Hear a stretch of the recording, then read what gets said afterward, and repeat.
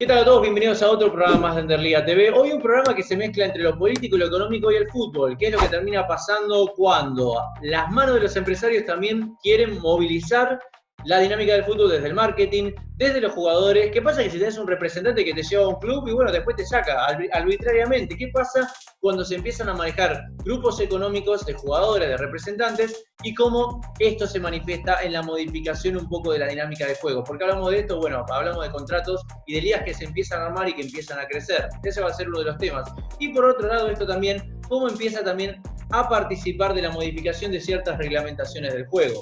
Es decir, uno podría pensar que el juego ya no se puede jugar como en la década del 30, tiene que modificarse, tiene que actualizarse a un nuevo ritmo que incluso los propios contratos también lo hacen figurar. No podés salir borracho a jugar, este tipo de folclore del fútbol que tenía se ha modificado. Se modifican las reglas también. ¿Se acuerdan de ese arquero que, bueno, no había offside medianamente? Pero imagínense que el offside es relativamente nuevo.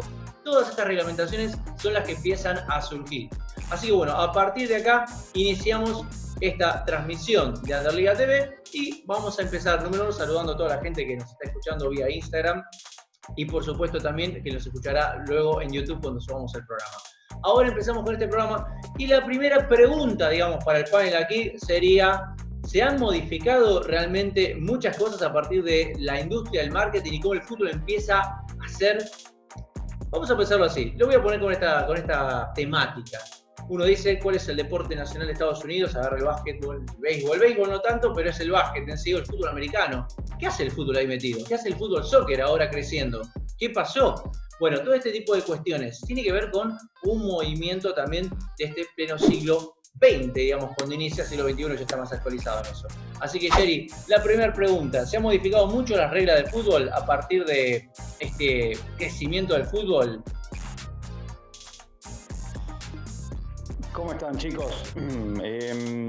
Estoy, ¿no? Sí, estoy al aire, estoy en el éter. Se viene modificando hace tiempo. Acá no prosperó el tema de las sociedades anónimas, pero siempre está dando vuelta por ahí porque los clubes están más ahora con la cuarentena y con todo el parate que hay en Argentina. No sé qué va a ser de la vida de muchos clubes en Argentina, pero por supuesto que las empresas, los auspiciantes de la mano de la televisión tienen una incidencia muy importante. De hecho, siempre me gusta tener como referencia al Barcelona porque miro todos sus partidos cada vez que puedo, y la serie de 8 capítulos, creo que está en Netflix, está producida por el auspiciante del Barcelona, quien auspicia en su casaca. Entonces, un poco negociando también con Piqué, que está también en ese negocio y que él maneja la Copa Davis en tenis. Sí, me parece que el negocio del fútbol no es lo que era, tiene su pata fundamental en la televisión y a partir de ahí cada uno de los auspiciantes y grandísimas marcas que aparecen. De hecho, no hace falta tanto el público. Se está jugando cada una de las ligas en Europa con estadios vacíos y se televisa y el fútbol no puede parar. Parado 2 meses y dale que va ahora. Perfecto, yo esto me llega a pensar en una cosa más. Imagínate, che, ¿qué club de fútbol tiene que funcionar? Mira, que tenga más plata como hace sponsor es el que más jugadores trae, que pueden ser estrellas y que sirvan para mover el club. Fíjate entonces cómo las empresas ahora también justamente funcionan como apalancamiento para los clubes para armarte el equipo de fútbol. Básicamente, vos no estás jugando, estás trayendo a los jugadores que puedan rendir en un marketing visual. Vamos a escuchar a Rui Pacman a ver qué nos dice de todo esto mientras toma el mate que quisiéramos estar tomando todos, ¿no? Hola muchachos, ¿cómo andan? Ahí les comparto el mate virtual.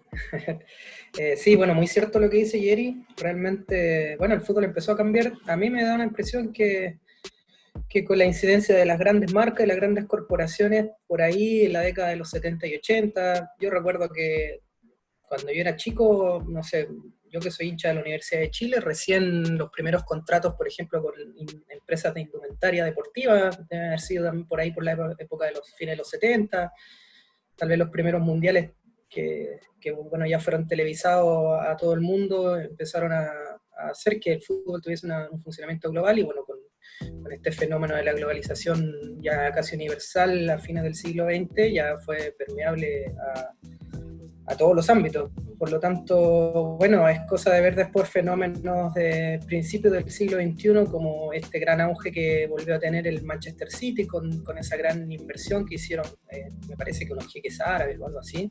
Y eso, bueno, ha demostrado bastante que si hay un manejo económico detrás, en general, cuando eso está enfocado hacia lo deportivo, a veces da resultados, pero bueno, también ya que Jerry tocaba el tema del asunto de la sociedad anónima, vemos cómo ese mismo fenómeno ha destruido, bueno, a veces el libre mercado se encarga de destruir digamos, la economía más pequeña. Entonces, bueno, por ejemplo, los clubes de Chile se vieron obligados a hacer sociedades anónimas cuando se inventó esta primera deuda ficticia de la Universidad de Chile, de Colo-Colo, para que hubiesen acreedores de sociedades anónimas que se hicieran cargo de los clubes económicamente, ¿no? Y ahí, bueno, también empieza todo el asunto del lucro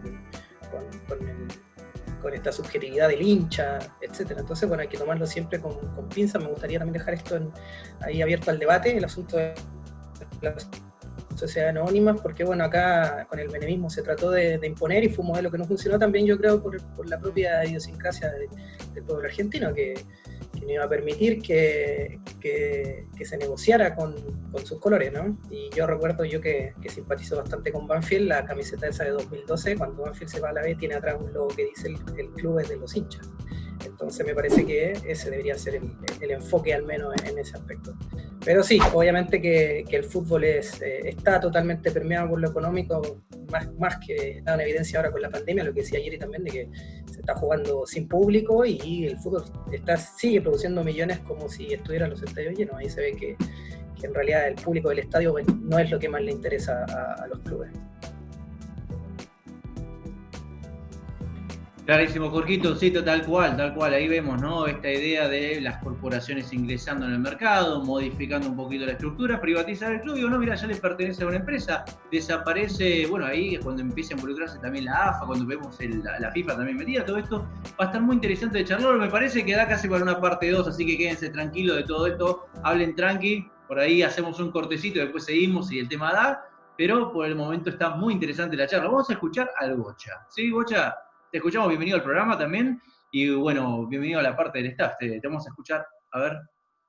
Bueno, ¿cómo andan? ¿Bien? ¿Todo bien? Muchas gracias por invitarme, veo acá agudos analistas y bueno, la verdad que me siento un privilegiado para hablar. No, en realidad, bueno, la verdad que la temática es una temática que da para hablar bastante tiempo. Lo que no hay que olvidar principalmente es que el deporte moderno, no solo el fútbol, digo, el deporte en línea general, lo que se conoce como deporte moderno, surge con el avance del capitalismo, es decir, surge en el siglo XIX. Por lo tanto, esa relación económica siempre existió. Lo que pasa es que, bueno, estas últimas décadas por ahí estuvo exacerbado básicamente porque el deporte y el fútbol en particular es una caja de resonancia de lo que pasa en las sociedades contemporáneas. Y bueno, hoy en día, digamos, el tema de los grandes oligopolios se han enquistado en el deporte en general, en el fútbol en particular, y eso evidentemente ha incidido.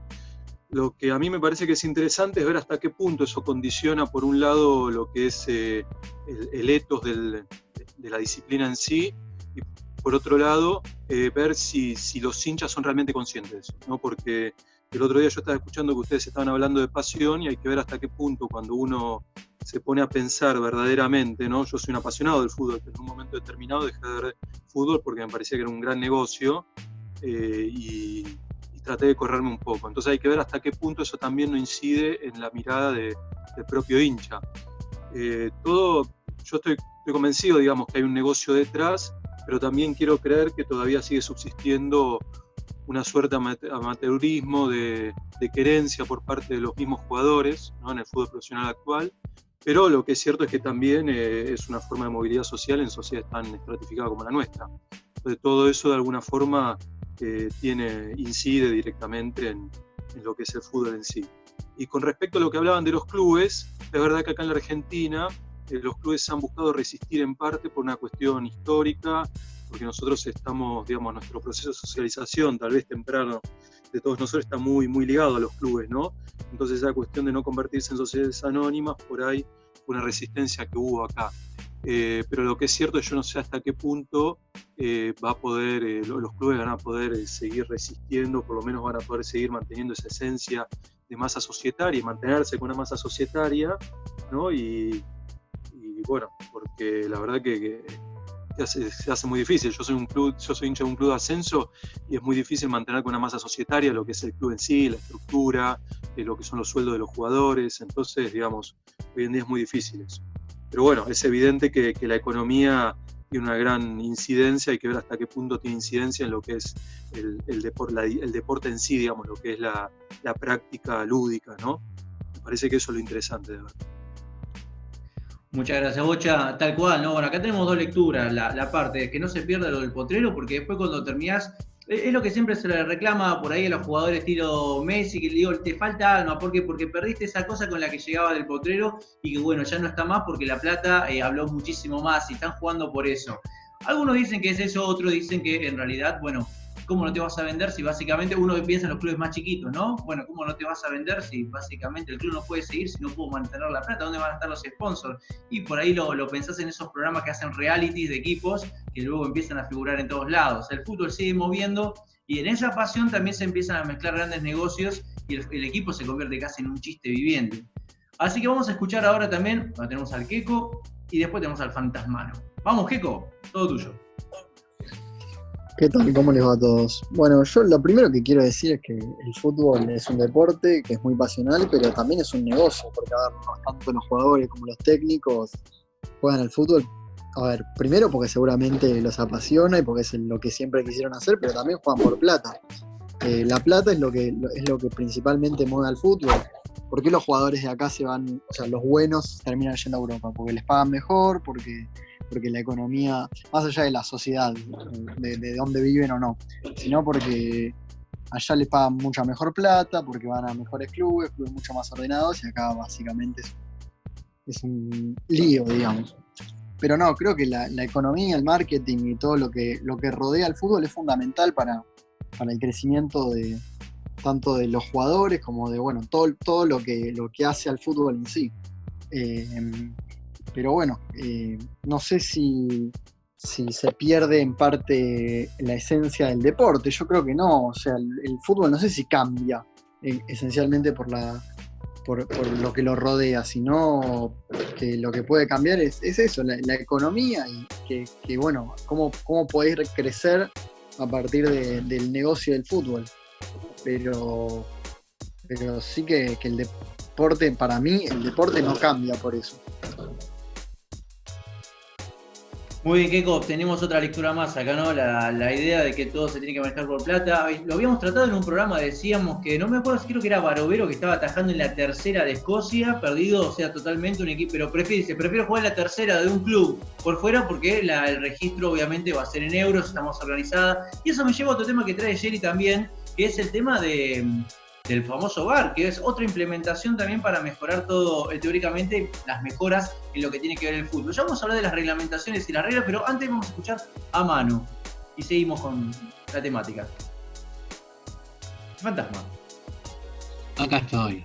Bien, sí, en una sociedad o mundo donde predomina el capital, ¿no? Como ideología y como forma de manejar o de coordinar los actos sociales, el fútbol no puede quedar aparte para nada. El fútbol mueve mucha plata, así como vienen diciendo todos los compañeros, a nivel clubes, a nivel pases, a nivel publicidades, no sé, ahora estamos viendo fútbol sin simpatizantes y los primeros partidos eran ahí con cuadraditos dibujados como que había gente, pero el otro día vi un partido donde todas las tribunas tenían publicidad. Entonces, bueno, ahí ingresó nuevamente de una forma de nueva o de compensación, una forma nueva, el espacio nuevo de publicidad disponible son las tribunas, o una forma de devolver a las empresas a través de los contratos no cumplidos en estos 3 meses de no haber fútbol por la pandemia. Ahora quizás los clubes dicen, bueno, te regalo la platea norte para poner la publicidad tuya, pero seguimos con el contrato. Así que en ese sentido, el capital es el capital y desgraciadamente mueve el planeta. El dinero es una herramienta para moverse dentro de ese mundo y cada uno desde su lugar intenta arribar a ese billete que le va a dar cierto estatus, bienestar, confort y placer. Gracias, Manu. Ciertamente, obviamente, el capital es parte de todo esto, pero no serán estudiantes de filosofía y letras todos ustedes, ¿no? O sea, lo menciono. No, para nada. Bien, si seguimos con esta temática, ahora vamos. Ya está todo bien, se metió todo esto. Ahora hablemos un poquito antes de pasar a la regla, porque ya ese va a ser un programa aparte seguramente. Pero me interesa esto, mercado de pases. ¿Qué pasa cuando un futbolista pertenece a un grupo, digamos, que claro, representa tus intereses, te pasean por todo? Siento el caso de Carlos Tevez como por ahí más emblemático, y creo que pasó por todos los clubes. Uno dice, bueno, vas a China ya para retirarte usualmente, pero no, fue a China y después volvió a Boca. Así, imagínense un poquito de la carrera de todo eso. Bueno, acá el pensamiento es nuevamente hacia esto, a través de empresas, pero ahora sí, vamos un poquito más puntual. Mercado de pases, y cuando una empresa tiene el pase de un jugador, ¿cómo perjudica esto a los clubes? ¿Lo llevan a pasear mucho los jugadores? ¿O cómo perjudica mucho al jugador? Pues básicamente, ¿a qué me voy a acostumbrar a jugar si paseo por todos lados? Jerry, te escucho a vos. Yo que es relativo. Mientras no se vuelva desprolijo, y en una época uno estaba acostumbrado a escuchar que el pase de un jugador lo tenía el 20% el 30% el otro. Hoy en día es tal el negocio que nos hemos acostumbrado y el ambiente es ese, digamos. Y el jugador podrá identificarse con cierto equipo, y él también en algún caso puede tener algún tipo de poder de decisión. Y reclamar y decir, la verdad quiero seguir jugando acá, no sé qué peso tiene un jugador para ese tipo de decisiones, pero y además una cosa que me llama la atención es que más allá del dinero, estoy viendo muchos casos en donde se elige a un jugador para que triunfe en determinado equipo o que lo catapulte ese equipo a otro, y la verdad que no le va bien tal vez. O sea, no está garantizado que porque vos lleves a una figura que aparece en el fútbol francés o en el fútbol alemán o en el fútbol argentino, que le vaya bien en el lugar a donde lo llevan. Muchas veces hacen nada. No rinden porque no se adaptan al ambiente, porque, qué sé yo, por un montón de situaciones. Detrás de los jugadores hay personas, son personas, es obvio eso, pero a veces se apuesta por tipos que la van a romper, y la verdad que terminan siendo, no sé si un fiasco, pero no cumple con las expectativas, y eso también forma parte del riesgo comercial. Por eso digo que no siempre está todo tan claro, y que todo es una cuestión de invierto en un jugador, lo llevo a tal lugar, es exitoso, sigo ganando guita, y a veces te va mal con el jugador y tenés que resignar algunos millones e ir llevarlo después a un club de menor calidad, de menor categoría, porque no te rindió donde pensabas que le iba a romper. Muchas gracias, Jerry. Vamos a escuchar, ahora sí, Chile, todo tuyo. Bueno, sí, es cierto, se abrió como un reservorio nuevo de negocio. Viste que, tal como decía Manu, el capital tiene el asunto que trata de meter su mano en todo lo que puede y estrujar hasta el último punto, sacar dinero debajo de las piedras, una suerte de fiebre del oro con el fútbol actual. Pasan cosas raras, no sé, lo que pasó con Buffon el año pasado, que lo transfirieron al Paris Saint-Germain, se fue por 4 meses, después volvió a la Juventus, el club donde jugó toda su vida, no jugó muchos partidos, nadie sabe bien qué pasó, pero se ve que mucha gente sacó mucha guita de ahí. Entonces nada, ocurre este fenómeno de esta suerte de tercerización, de ahora generar una tercera entidad que meta la mano ahí, es decir, estos grupos de representantes de futbolistas, donde ahora el futbolista ya no tiene contacto directamente con la gente que lo va a contratar, es decir, termina siendo a veces incluso medio titeresco todo. Y así había un montón de casos, no sé lo que pasó con Mauricio Pinilla cuando al parecer se iba a ir a Colón de Santa Fe, y como la Universidad de Chile es una sociedad anónima, lo terminaron demandando. Al final no vino a Colón porque los derechos federativos se los quedó quienes se hicieron acreedores del pase de él, que no era ninguno de los clubes, sino esta suerte de, como digo, ¿no? de tercera entidad, que es un nuevo negocio de estos que dirigen a los representantes o grupos corporativos de representantes de futbolistas, y al final uno no termina entendiendo bien qué es lo que sucede. También recuerdo casos de, por ejemplo, en el Mundial de Fútbol, en el último Mundial, si algún club cuenta con un futbolista que está en el Mundial y no puede estar representando al club en ese mismo instante, recibe cierto pago por derechos federativos. Entonces, ¿qué hizo, por ejemplo, la Universidad de Chile? Compró un jugador panameño solo por el hecho de que iba a recibir dinero, por el hecho de tener un futbolista que estuviese en el Mundial. Y creo que jugó un partido por el equipo, y terminan pasando este tipo de cosas que enturbia un poco el panorama de lo que significa un jugador de fútbol, que a fin de cuentas es un trabajador asalariado de un club deportivo, digamos. Y como ya no son clubes, pasan este tipo de irregularidades y todo se transforma en el negocio por el negocio per se. Gracias, Jorgito. Vamos a escuchar al Bocha. Aurelio, te escuchamos. Bueno, con respecto al tema del mercado de los jugadores, bueno, en primer lugar, puede lo que diga es medio marxista, pero digo, ya de por sí pensar que un jugador es una mercancía, estamos en cierta medida cosificándolo, ¿no?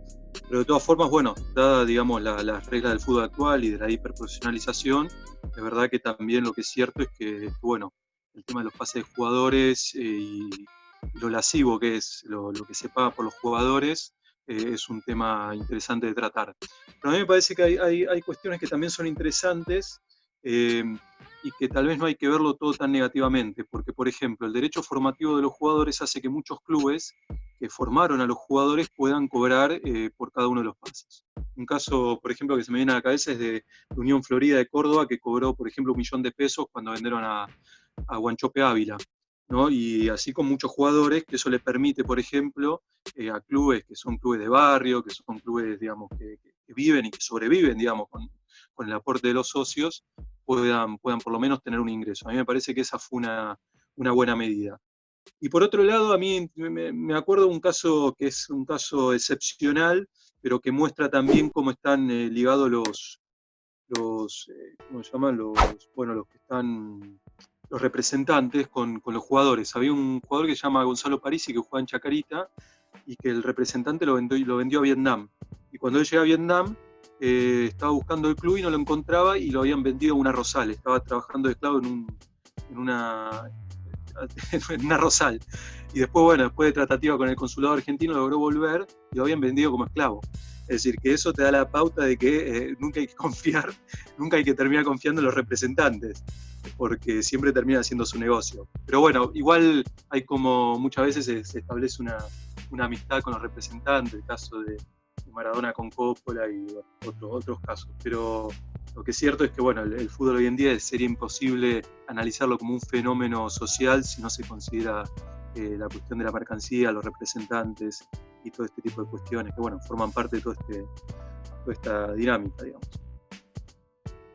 Gracias, Bocha. Tal cual, ¿no? Ahí tenemos que interesante esto, ¿no? Imagínate, te vendieron tu representante y ahora sos un esclavo en Vietnam y querías ser futbolista, ¿no? Bueno, épico. Escuchamos a Kevin, a ver qué nos dice Keiko. No, yo creo que la tercerización de los jugadores, o sea, la representación y todo ese tema, perjudica muchas veces a los clubes y muchas veces también a los jugadores, como explicaba recién esta situación tragicómica. Sí, o sea, para mí a veces le hace muy mal, y a veces también, como se dice, como acaba de decir Aurelio, tienen amistades con los jugadores y bueno, le buscan el destino que realmente quiere el jugador. Pero yo creo que mayoritariamente, sobre todo cuando no es un representante, sino es una agencia, una representación más amplia, buscan el destino económico, no les importa tanto el destino deportivo, más allá de que obviamente les conviene tenerlo en un lugar bien como para que vaya creciendo, pero a veces, no sé, los mandan como estos destinos exóticos que termina yéndoles muy mal deportivamente y termina perdiéndose la carrera por estas decisiones que como digo, para mí lo único que buscan los representantes, o lo que mayoritariamente buscan, es el beneficio económico, que no siempre es lo mejor para el jugador. Y eso, como digo, a veces pierden los clubes y muchas veces también pierden los jugadores. Igual es como decía ayer, y no es algo, no lo siento como algo nuevo, lo siento como algo a lo que ya estamos acostumbrados como sociedad del fútbol. Gracias, Kevin. Tal cual, ¿no? Ahí tenemos otra lectura más, algo que ya existe, algo que es parte del folclore de todo esto. La pregunta es cuando esto empieza a perjudicar el juego y digo, bueno, disculpame, o sea, ¿qué jugador me trajiste que al otro día se tiene que ir? Y en realidad no te preocupes, pon un ratito que lo vendemos pero estás jugando un campeonato, ¿qué es lo que estabas pensando? Bueno, este tipo de cuestiones hacen de decir, bueno, mirá, es un negocio también, no te preocupes, no, esto de la pasión de ganar, dejarlo por un lado, también hagamos algo de números. Manu, te escuchamos a vos, el fantasma. Bien, interesantes análisis y opiniones. Sí, la afectación del juego se nota en cuanto, o sea, desde el punto de vista club y desde el punto de vista entrenador, que no sabe si va a contar o no con ese jugador.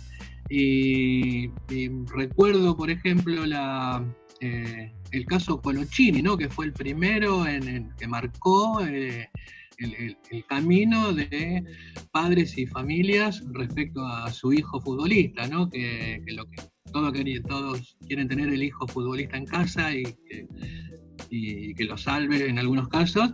Y bueno, formado en Argentino Junior, todos sus inferiores, llega a Boca en el 98 con un grupo, con un paquete, así como llegaron Riquelme, Los Cambiaso y demás, ¿no? En el 99 debuta con un partido en primera división en Boca, hace un gol y es lo único que hace porque después el padre ya antepone un recurso y comienza el juicio por los derechos formativos. Se va, vuelve después en los años posteriores a San Lorenzo. Y entonces, desde ese lugar es que los clubes a veces se quedan agarrados, como el caso que contó el Bocha, del club que cobró $1 millón de pesos cuando se lo vendió a Ávila. Bueno, eso es haberse guardado un pedacito de pase. Y otra cosa es también cuando te llegan y se te van al otro día, ¿no? Entonces, bueno, ahí, el caso anecdótico de la confianza del jugador hacia su representante que se ve traicionada, bueno, o sea, creo que hay 3 miradas distintas ahí como para tener en cuenta, ¿no? En la confianza, en un desconocido, como es un representante que te aparece un día en un entrenamiento, los derechos formativos entre clubes y familias, y otra cosa, club-entrenador, ¿no? Que te viene un jugador, no sé, hace poco creo que el caso McAllister, ¿no? Que Alfaro no sabía si contaba o no con él porque se fue derecho a Inglaterra, ¿no? Después del juvenil se fue a Inglaterra, no sé si volvió a jugar a Boca, sino que de ahí del juvenil se fue para allá porque ya estaba todo cocinado, ¿no? Clarísimo. Otro caso más, ¿no? Ahí lo tienen, los técnicos dicen, me trajiste los jugadores y ya están. Entraron, buenísimo, no, ya se fueron, ahora juego con la reserva. Pero ¿qué hago entonces? ¿Con qué equipo me voy a presentar si básicamente a cada rato el fútbol está mutando en relación a los negocios que se están llevando alrededor mío? Bueno, este tipo de cuestiones es lo que hablamos de cómo se empieza a perjudicar un poquito el juego, cómo la carrera del futbolista también se ve y tiene que mutar con respecto a esta aparición de los negociados que se formaban alrededor del fútbol. Hasta aquí esta primera parte, ¿sí? Pues nos quedan 5 minutitos, así que aquí vamos a cerrar esta primera parte. Esperamos que lo hayan disfrutado y cualquier cosa, ahora se viene la segunda parte de esta temática.